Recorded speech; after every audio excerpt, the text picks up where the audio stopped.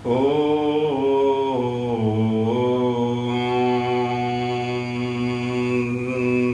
गणेशाय नमः। गजाननं भूतगणाधिसेवितं कपित्थजम्बूफलचारुभक्षणम् उमासुतं शोकविनाशकारकं नमामि विघ्नेश्वरपादपङ्कजं। वर्णानामर्थसिंहानां रसानां छन्दसामपि मङ्गलानां च करितारु वन्दे वाणीविनायको। वक्रतुंड महाकाय सूर्यकोटि संप्रभ। वक्रतुंड महाकाय सूर्यकोटि संप्रभ। निर्विघ्न कुरु मे देव सर्वकार्येषु सर्वदा। हे गौरी पुत्र गणेश, आपको शत शत प्रणाम। हे सभी शिव भक्तगण, कल आप लोगों ने 21 शिव महापुराण का 21 अध्याय से 25 अध्याय तक पाठ का आपने श्रवण किया। आज मैं द्वितीय सती खंड का 26 अध्याय से 30 अध्याय तक का पाठ करूंगा। सभी शिव भक्तगणों से प्रार्थना है कि उसमें जो कुछ भी त्रुटि होगी उसके लिए क्षमा करने की कृपा करें। हे शिव भक्तगणों, आज मैं एक और प्रार्थना करता हूँ कि जब भी आपके मन में कोई अच्छा विचार उत्पन्न हो तो उसे लेस मात्र भी देर किए तत्काल उसको करना चाहिए। हमेशा हृदय में यदि कोई बुरा कार्य मन में आ रहा है तो उसे हमेशा टाल देना चाहिए, और अच्छा काम अच्छा कार्य हृदय में आ रहा है तो उसे तत्काल करना चाहिए। हे शिव भक्तगणों, यही आप लोगों से मेरी प्रार्थना है। मंगल भवन अमंगल हारी, ओमाशहित जेहि भजत पुरारी। मंगल भवन अमंगल हारी, ओमाशहित जेहि भजत पुरारी। ओम नमो नारायण, ओम नमो नारायण, नमो नारायण, ओम नमो नारायण, ओम नमो नारायण, ओम नमो नारायण। मंगल भवन अमंगल हारी, ओमाशहित जेहि भजत पुरारी। ओम नमो नारायण, ओम नमो नारायण, ओम नमो नारायण, ओम नमो नारायण। ओम भूर्भुवस्सुः तत्सवितुर्वरेण्यं भर्गो देवस्य धीमहि धियो यो नः प्रचोदयात्। ओम नमः शिवाय। 4 लाइन की हम हे शिव भक्तगणों 4 लाइन की का एक भजन है, उसे आप लोग श्रवण करने की कृपा करें। यदि अच्छा लगेगा तो जरूर लाइक सब्सक्राइब जरूर करने की कृपा करें। हे शिव भक्तगणों, आप लोगों से यही प्रार्थना है। निर्धन कहे धनवान सुखी, धनवान कहे सुख राजा को भारी।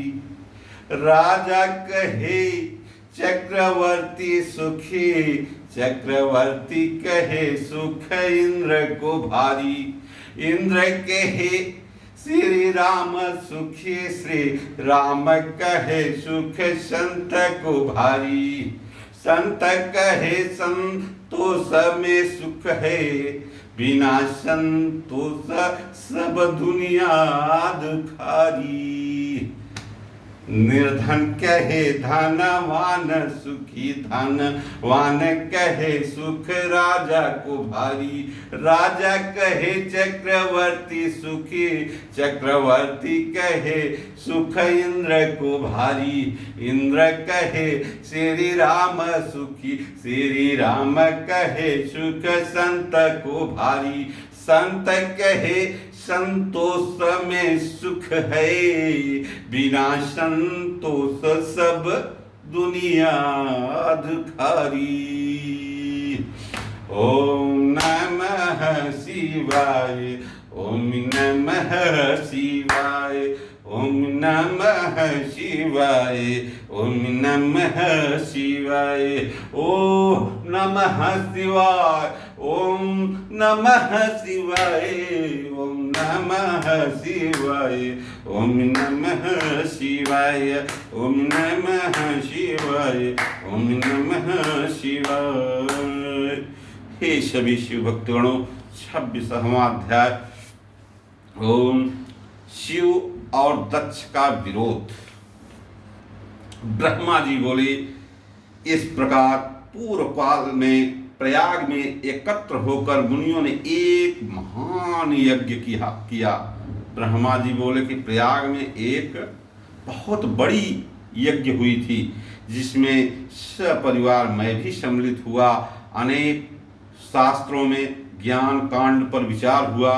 अपने गणों को साथ लिए शिव जी भी सती सहित उसमें आए। सब ने भक्ति पूर्वक उन्हें प्रणाम कर उनकी स्तुति की। सब शिव जी के दर्शन से संतुष्ट हो अपने भाग्य की प्रशंसा स्तुति करने लगे। इसी समय प्रजापतियों के स्वामी दक्ष जी भी वहां आ पहुंचे और उन्होंने केवल मुझे ही प्रणाम किया तथा मेरी आज्ञा से वहां बैठ गए। फिर केवल मुझे ही प्रणाम किया तथा मेरी आज्ञा से वहां बैठ गए। फिर सब ने तेजस्वी दक्ष की बड़ी पूजा की। परम स्वतंत्र लीला विहारी महेश्वर अपने आसन पर ही बैठे रहे और उन्होंने दक्ष को प्रणाम भी नहीं किया। इससे दक्ष को बड़ा क्रोध आया। उन्होंने सभा के मध्य में सबको सुनाते हुए शिव जी को बहुत वाच्य कहा और कहा कि यह पाखंडी दुर्जन पापशील ब्राह्मण निंदक सर्वदा स्त्री में आसक्त और रति में प्रवीण है। संबंध से मेरा पुत्र होते हुए भी इसने मुझे प्रणाम तक भी नहीं किया, अतः मैं इसे श्राप दूंगा। हे ब्राह्मणों और देवताओं, तुम सभी सुन लो।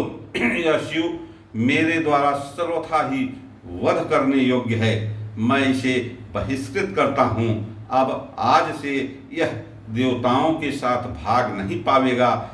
यह वर्ण विहीन, शमशानवासी और कुल जन्म से हीन है। यह सुनते ही नंदीश्वर की आंखें लाल हो गई। उसने दक्ष को बहुत डांटा और फटकारा। दक्ष नंदीश्वर को भी शाप देने लगे। शिव जी के समस्त गणों को भी उन्होंने शापित किया। फिर तो नंदीश्वर को और भी क्रोध आ गया। उसने उस महागर्वित दक्ष से कहा, हे दुष्ट बुद्धे, क्या तू शिव तत्व को नहीं जानता? रे मूर्ख, यह जो तूने भृगु आदि ऋषियों के मध्य में इन महाप्रभु भगवान शंकर का उपहास किया है, इससे शिव जी के प्रभाव से मैं भी तुझे श्राप देता हूं कि तुम सब ब्राह्मण वेद का वास्तविक अर्थ न समझकर केवल अर्थवाद पर ही विश्वास करोगे। जब क्रुद्ध नंदीश्वर ने इस प्रकार ब्राह्मणों को श्राप दे दिया तब वहाँ बड़ा हाहाकार मच गया और दक्ष ने तो पहले ही शंकर जी को श्राप दे दिया था। तब भगवान शंकर नंदीश्वर को समझाते हुए बोले, हे महाप्राज्ञ, तुम्हें क्रोध नहीं करना चाहिए था। तुमने मेरे नाते व्यर्थ ही ब्राह्मण वंश को श्राप दे दिया। मैं ब्राह्मण और वेद को श्राप नहीं देता। तुम यथार्थ में जान लो कि दक्ष का श्राप मुझे नहीं लगा। अब तुम शांत हो जाओ। मैं ही यज्ञ कर्म और यज्ञों का अंग हूँ। सब मुझ में ही विद्यमान है। अब शांत हो, क्रोधादि त्याग, स्वस्थ हो जाओ। नंदीश्वर शांत हुए। शिव जी अपने सब गणों को साथ ले निज धाम को चले गए। दक्ष भी ब्राह्मणों को साथ ले अपने स्थान को चला गया। अब प्रजापति दक्ष शिव निंदक हो गया। हे तात नारद, यह मैंने शिव और दक्ष का विरोध कहा।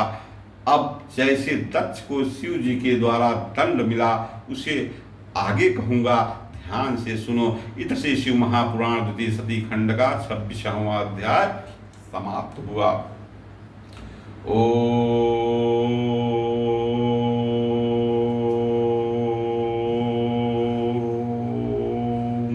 नमः शिवाय। ब्रह्मा जी बोले, हे नारद, इसी बात को लेकर कंखल नामक तीर्थ में प्रजापति दक्ष ने एक बहुत बड़ा यज्ञ किया, जिसमें भृगु आदि तपस्वियों को ऋत्विज बनाया गया। 88,000 ऋत्विज उस यज्ञ में आहुति देते थे और 64,000 देवर्ष मंत्र बोलते थे। जितने अध्वर्यु और होते थे, उतने ही सप्तर्षि और नारदादिक ऋषि पृथक पृथक गाया करते थे। सभी गंधर्वों, विद्याधरों, सिद्धगणों, यक्षों, आदित्य समूहों और सभी नागों को दक्ष ने अपने इस यज्ञ में वर्ण किया था। अगस्त्य, कश्यप, अत्रि, वामदेव, भृगु, दधीच, भगवान व्यास, भरद्वाज, गौतम, पैल, पराशर, गर्ग, भार्गव, ककुपसित, सुमंतु, त्रिक, कंक और वैश्वपायन, ये सभी ऋषिमुनि मेरे पुत्र के यज्ञ में आए। मैं भी सब परिवार वैकुंठ से विष्णु जी भी अपने पार्षदों और परिवार सहित आए। इसी प्रकार शिव माया से मोहित हो अन्यान्य सभी देवता दक्ष के यज्ञ में पधारे। दूरात्मा यक्ष ने सबका स्वागत किया। विश्वकर्मा द्वारा रचित बहुमूल्य भवन में उसने सबको निवास दिया। मांगलिक कृतियों के होने के बाद दक्ष ने सपत्नीक यज्ञ की दीक्षा ली, परंतु दुरात्मा दक्ष ने उस यज्ञ में शिव जी को नहीं बुलाया और यह कह दिया कि कपालधारी है। शिव जी में छिद्र देखने वाले दक्ष ने अपनी प्रिय पुत्री सती को भी यह कहकर नहीं बुलाया कि वह कपाली की भार्या है। जब इस प्रकार यज्ञ आरंभ हुआ, तब उसमें भगवान शंकर को न आया देखकर शिव भक्त दधीची ने सब देवताओं और ऋषियों से पूछा, इस महायज्ञ में भगवान शिव क्यों नहीं आए हैं? उनके बिना यह यज्ञ अत्यंत शोभित नहीं होता, क्योंकि बड़े बड़े विद्वान भी जिसे सब मंगलों का आगार बतलाते हैं, वे ही पुराण पुरुष नीलकंठ, परेश, वृषभ ध्वज यहाँ नहीं दिखाई देते हैं। हे दक्ष, जो अमंगलों के भी मंगल करता और 8 मंगलों के मूल हैं, उन्हें ब्रह्मा या विष्णु को भेजकर बुलाना चाहिए था। मैं सत्य कहता हूँ कि जब तक भगवान शंकर यहाँ नहीं आएंगे, तब तक तेरा यज्ञ अपूर्ण ही रहेगा। दधीची के ये वाक्य सुनकर मूढ़ वृद्ध दक्ष ने मुस्कुराकर कहा, देवताओं के मूल विष्णु जी आ ही गए हैं, फिर शिव जी की मुझे क्या आवश्यकता है? यह कहो कि मैंने ब्रह्मा जी के कहने से उसे अपनी कन्या दे दी, नहीं तो उस अकुलीन माता पिता से रहित भूत प्रेतों के स्वामी, अत्यभिमानी, मूर्ख, अस्तब्ध, मानी और ईर्ष्या करने वाले को कौन पूछता? वह इस यज्ञ कर्म के कदापि योग्य नहीं है, इसलिए मैंने उसे नहीं बुलाया है। तुम फिर कभी ऐसा न कहना। मेरे इस यज्ञ को तो आप सब लोग ही मिलकर सफल बनावें। दक्ष के ऐसा कहने पर दधीचि ने सब मुनियों को सुनाते हुए कहा, तुम चाहो जो कहो, पर भगवान शंकर के बिना तो यह यज्ञ पूर्ण ही रहेगा और इससे तुम श्राप को भी प्राप्त होगे। ऐसा कह दधीचि उस यज्ञ से अकेले ही निकलकर अपने आश्रम को चले गए। और इस प्रकार वहां जितने भी शिव भक्त थे वे सब दक्ष को श्राप देते हुए अपने अपने आश्रम को प्रस्थापित हुए। दक्ष हंसने लगा। फिर उसने अन्य मुनियों से कहा, प्रिय शिव भक्त दधीचि गया, यह अच्छा हुआ। मैं यही चाहता था। मैं तो बहिष्कृतों को अपने यज्ञ में चाहता ही नहीं। विष्णु आदि आप सभी लोग वेद के वक्ता हैं, मेरे यज्ञ को सफल बनाइए। दक्ष की इस बात को सुनकर सब देवता और मुनीश्वर शिव जी की माया से मोहित हो गए। उन्होंने देवताओं की पूजा आरंभ करा दी। हे मुनीश्वर, यह तो दक्ष साहब की कथा मैंने तुमको सुनाई। अब आगे यज्ञ विध्वंस का योग सुनाऊंगा। आदर पूर्वक सुनो। इत श्री शिव महापुराण द्वितीय सती खंड का 27वां अध्याय समाप्त हुआ। ओम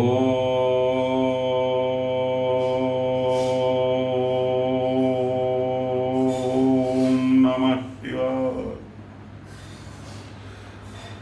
सती का अपने पिता दक्ष के यज्ञ में जाना। ब्रह्मा जी बोले, जिस समय देवता और ऋषिगण दक्ष के यज्ञ में उत्सव करते हुए जा रहे थे, उस समय दक्ष पुत्री सती अपनी सहचारियों के साथ गंधमादन पर्वत पर धारा गृह में कौतुक पूर्वक अनेक क्रीड़ाएं कर रही थी। उस समय सती ने देखा कि रोहिणी से आज्ञा लेकर चंद्रमा भी दक्ष के यज्ञ में जा रहे हैं। तब सती ने अपनी विजया नामक श्रेष्ठ सखी से पूछा, रोहिणी से आज्ञा लेकर सती के वचन कहाँ जा रहे हैं? सती के वचन सुनकर विजया शीघ्र ही चंद्रमा के पास गई और उनसे पूछा। चंद्रमा ने दक्ष के यज्ञ महोत्सव में जाने का अपना पूर्ण वृत्तांत कह सुनाया। उसे सुन विजया ने आकर चंद्रमा ने जो कहा था सती से कह दिया। यह सुन सती देवी बड़ी विस्मित हुई और बार बार शिव जी के लिए आमंत्रण न आने का कारण विचार कर हृदय में चिंता करने लगी। विजया को वहीं रोक वह शिव जी के पास आई और निमंत्रण न आने का कारण पूछी। शिव जी ने अपनी प्रिया सती को समीप बैठाकर बहुत मान पूर्वक वचन कहकर उन्हें प्रसन्न किया और पुनः सज्जनों को मान देने वाले भगवान शंकर अपने गणों के मध्य में शीघ्र ही सती से बोले, हे सुमध्ये, तुम किस कारण इतनी आश्चर्यित सी होकर इस समय सभा में आई हो, इसका कारण बतलाओ। जब शिव जी ने इस प्रकार सती जी से पूछा तब सती शीघ्र ही हाथ जोड़कर प्रणाम करती हुई शिव जी से बोली, मैंने सुना है कि मेरे पिता ने एक महायज्ञ रचा है जहाँ इस समय बड़ा उत्सव हो रहा है। सभी देवता और ऋषिगण उसमें एकत्र हुए हैं। आपको मेरे पिता के यज्ञ में जाना क्यों नहीं सुहाता है? आप इसका कारण मुझे शीघ्र बताइए। आप मेरी प्रार्थना से सब काम छोड़कर मेरे साथ पिता के यज्ञ में चलिए। संबंधियों का यही धर्म है। इस समय पर प्रेम बढ़ाने के लिए उनके समीप जावें। सती के वचन शिव जी के हृदय में बाण से लगे। फिर भी वे इस प्रकार प्रिय वचनों में बोले, हे देवी, मुझे निमंत्रण नहीं दिया है और जो बिना बुलावे दूसरे के घर जाते हैं वे मरण से भी अधिक अपमान पाते हैं, चाहे वह इंद्र ही क्यों न हो। दूसरे के घर जाकर छोटा बन जाता है।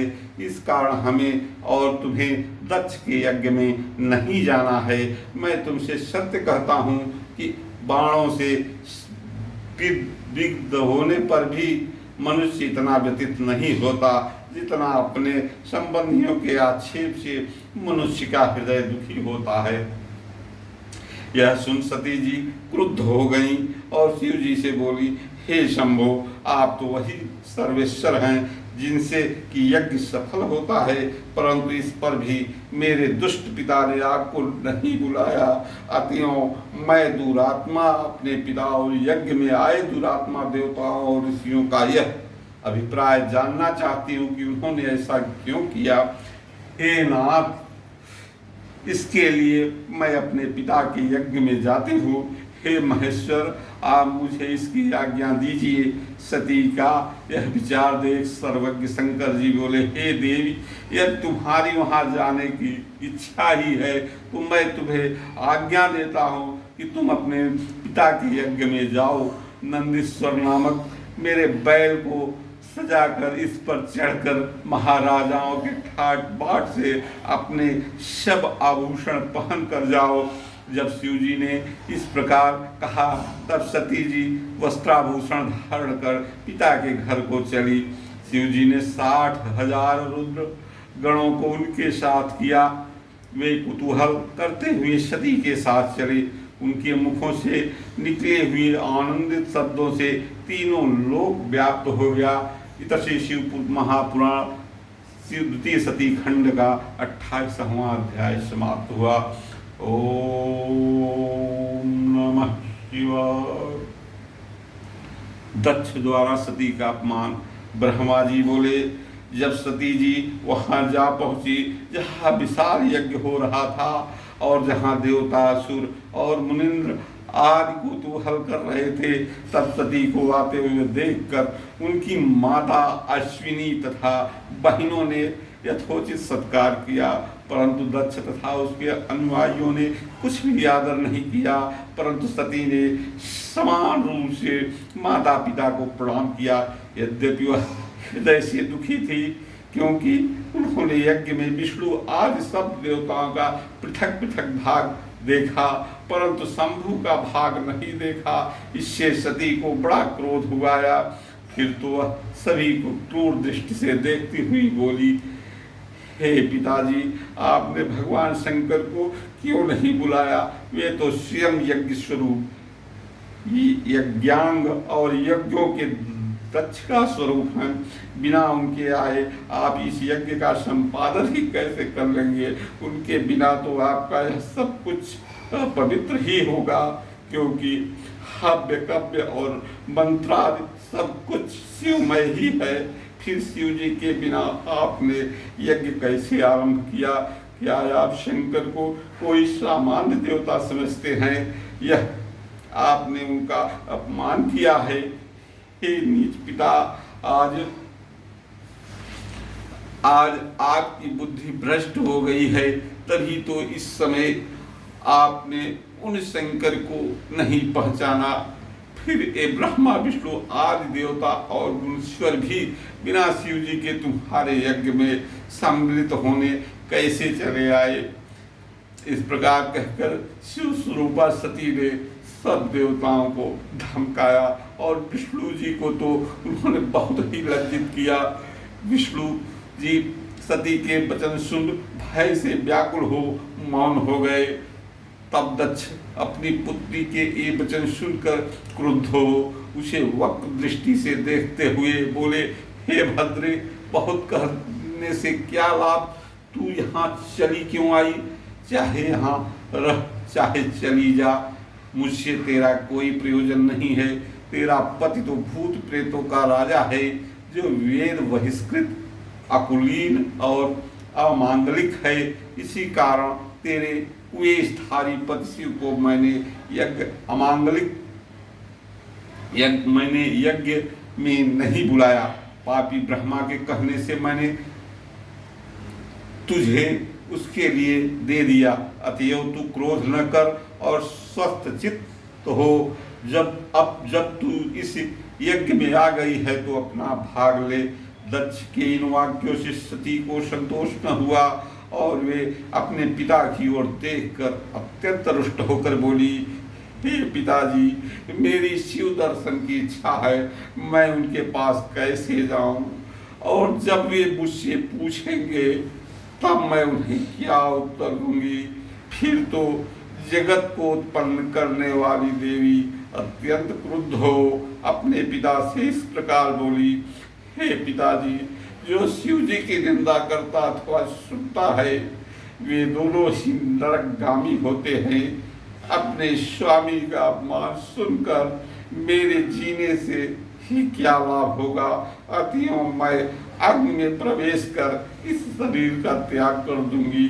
यदि मनुष्य में कुछ भी शक्ति हो तो वह शिव जी की निंदा सुनते ही उस शिव निंदक की जिह्वा को काट ले, तभी उसका प्रायश्चित होता है। यदि असमर्थ हो तो कान मूंद कर कहीं चला जावे। इस प्रकार धर्म नीति कहकर परम दुखता सती शिव जी के कहे हुए वचनों का स्मरण कर वहां आने का पश्चाताप हृदय में करने लगी।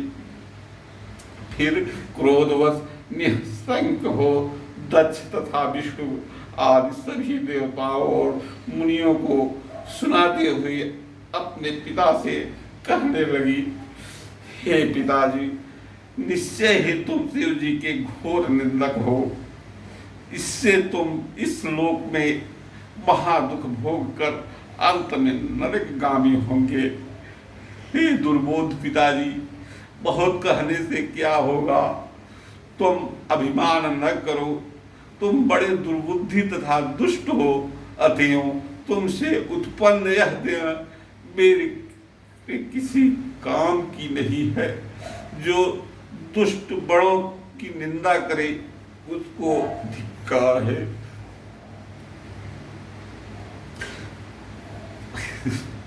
विशेषकर विद्वानों को उससे संबंध नहीं रखना चाहिए। अतएव अब मैं इस देह को त्याग कर ही सुखी होंगी। हे देवताओं और मुनियों, तुम सब लोग मेरे इन वचनों को सुनो। तुम लोगों ने यह कार्य सर्वथा ही अनुचित किया है। इससे तुम सभी लोग शिव निंदक हो और तुम्हें इसका दंड भी शीघ्र मिलेगा। यह कहकर सती जी मौन हो अपने मन में प्राण प्रिय शंकर जी का ध्यान करते हुए ध्यान करने लगी। सती जी भोलेनाथ जी को याद कर बहुत हृदय में ग्लानि और पश्चाताप हुआ कि हे स्वामी, आपने ठीक ही कहा था। अब तो मैं आपके पास आ सकती हूँ, न पिता के घर रह सकती हूँ। इतनी लज्जा आई कि वो बार बार भोलेनाथ जी की वचन को सुनकर विचलित हो गई, मौन हो गई। इधर से शिव महापुराण द्वितीय सती खंड का 29वां अध्याय समाप्त। ओम नमः शिवाय। 30वां अध्याय दक्ष यज्ञ में सती का देह त्याग। श्री नारद जी बोले, हे ब्रह्मा, जब सती जी ऐसा कहकर मौन हो गई तब क्या हुआ वह भी मुझे सुनाइए।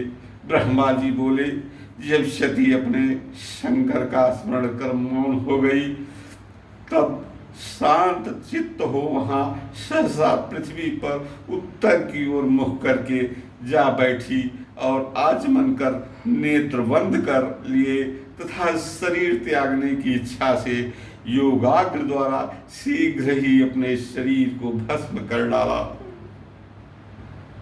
फिर आकाश और भूमि पर देवताओं और मुनियों को भयभीत करने वाला अद्भुत हाहाकार मच गया।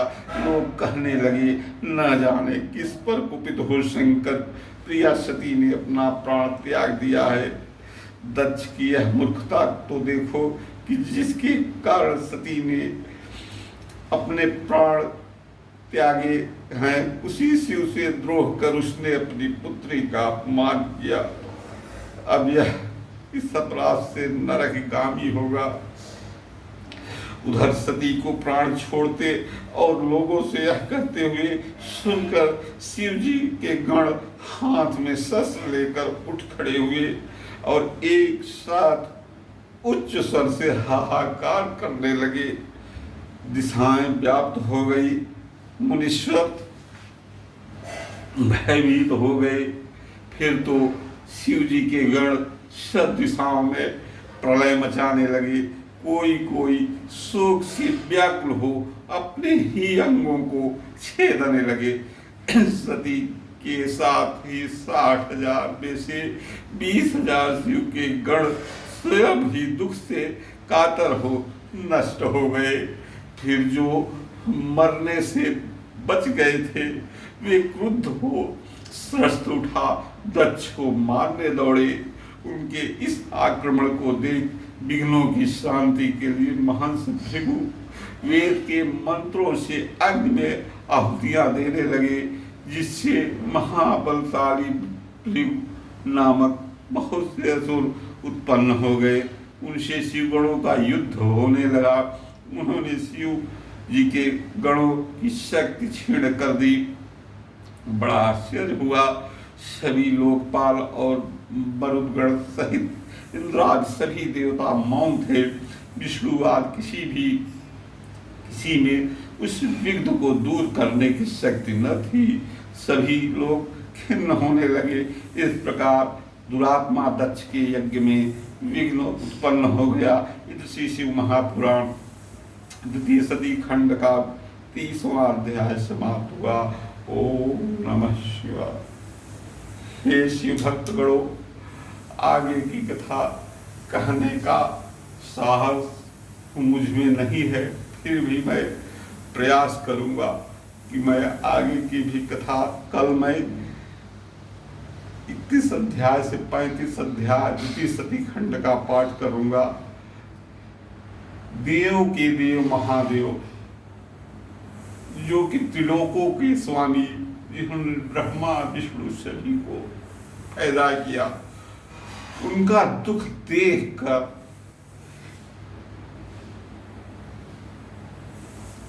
हृदय फटने लगता है कि जिन्होंने सबको सब कुछ दिया, कितने त्यागी हैं वो, कितने दुखी हैं। यह आगे की कथा में मैं आप लोगों को श्रवण कराऊंगा। जैसे उन्होंने शिव जी को, सती को सुना कि वह अग्नि में प्रवाहित हो गई, वो सब कुछ अपना खो बैठे।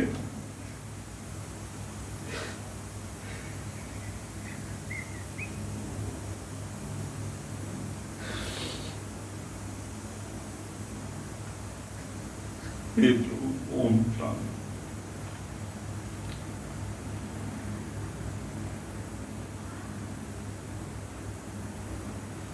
वह मौन से हो गए, भोलेनाथ जी मौन हो गए। वह अपना सब कुछ खो दिए।